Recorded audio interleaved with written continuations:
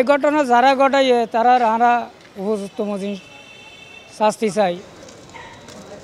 কক্সবাজারের Eidgaon college gate এলাকার দিনমজুর জাফর আলম মাহারা ৬ বছরের শিশু সন্তান শাতনূরকে হারিয়ে নির্বাক বাবা। পরনে শার্ট ও মাথার টুপিতে লেগে রয়েছে রক্তের দাগ। কক্সবাজার সদর হাসপাতালের মর্গ থেকে ছেলের মরদেহ নিয়ে কি করবেন কিছুই বুঝে উঠতে পারছেন না তিনি।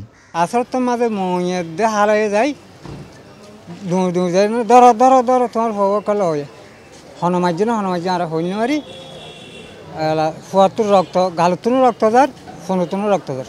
পুলিশ জানায় সোমবার বিকেলে ৬ বছরের শিশু শাতনূরের রক্তাক্ত দেহ পড়ে থাকে বাড়ির আঙিনার পাশে। পরে তাকে উদ্ধার করে স্বজনরা নিয়ে যায় ঈদগাঁও হাসপাতালে।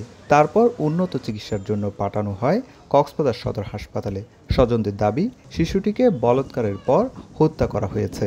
এই ঘটনা যারা ঘটাইয়ে তারা আমরা উপযুক্ত মতো শাস্তি চাই। এরই মধ্যে মরদেহের আলামত সংগ্রহ করেছে সিআইডি। পুলিশ বলছে শিশুটির দেহে নানা অংশে রক্তের দাগ রয়েছে। তদন্তের পর নেওয়া হবে আইনি ব্যবস্থা। শাতনূরের দেহের মুখে এবং বিভিন্ন জায়গায় রক্তের দাগ আছে এবং পোস্টমর্টম রিপোর্ট এবং অনুসন্ধান সাপেক্ষে পরবর্তীতে এগুলো বিস্তারিত বলা যাবে এবং থানায় সংক্রান্ত অভিযোগ আসলে আমরা আইনগত ব্যবস্থা নেব। স্ত্রীর মৃত্যুর পর 2 ছেলে ও 1 মেয়েকে লালন পালন করছিলেন জাফর আলম। সুজাউদ্দিন রুবেল, সময় সংবাদ, কক্সবাজার।